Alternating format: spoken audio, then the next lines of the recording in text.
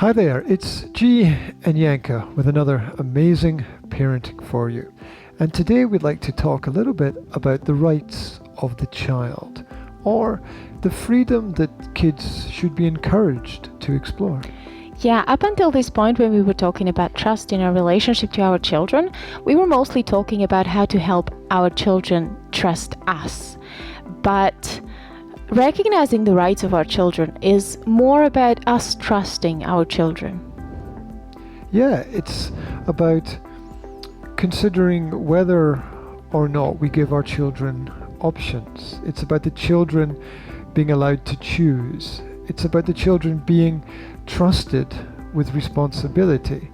It's about them developing those responsibilities so that they can learn to analyze, so that they can understand processes, and so they can learn to live with consequences.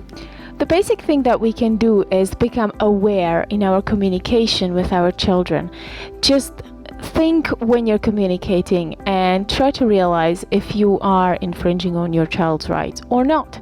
The basic rights that we most often infringe on are concerned with the bodily autonomy of our kids.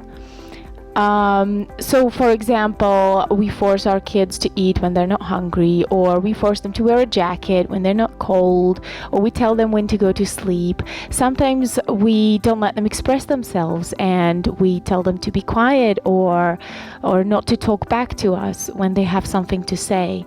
These are all things that we should think about when we talk with our kids. Yeah, freedom for children should not be conditional. All children deserve to be given a level of respectful autonomy, a trusting belief, freedom to learn at their own pace, an environment which is absent of fear, and a space where they feel comfortable with expressing their inner voice. There is a balance that we should teach our children, because on one hand we should definitely teach them to express their own rights, to stand up for their own rights.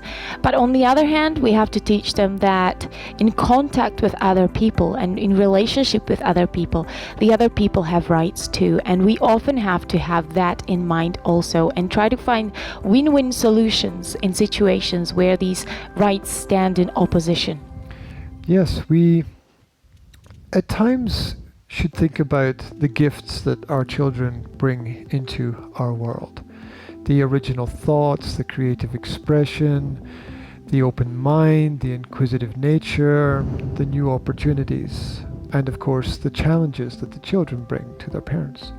Yeah, giving our children their rights or recognizing their rights is also teaching them responsibility, because rights and responsibility go hand in hand. So for example, in a situation where we decide to recognize our children's rights to decide about their own body and not to wear a jacket outside, we're also teaching them that when they choose to do so, they will have to take the responsibility for their own well-being.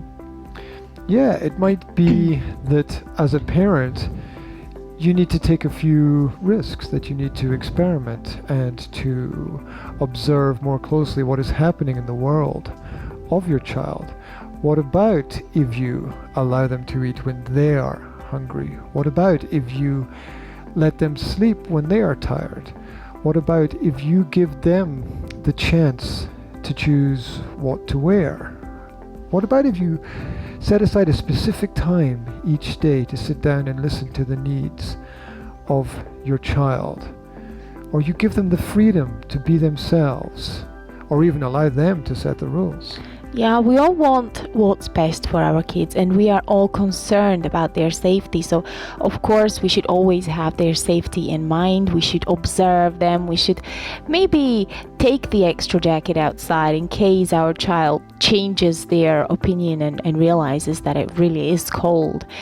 So try to cooperate with your child. Try not to prove them wrong, but be there so that they can learn their lessons. Yeah, cooperation is key, because rights are only understood when we work together, when we have empathy for the experiences of other people, and when we have the freedom to make mistakes for ourselves. So please try to give your kids the time and the space that they need to grow and to learn and to become themselves. Recognizing their own rights and being able to stand up for their own rights. It's a basic life skill that our children deserve to learn. So please consider the rights of your child and consider the freedoms that you would like to encourage in their world. Thank you very much for listening today. This is G and Yanka saying we wish you a fantastic day wherever you are. Bye. Catch you later, guys.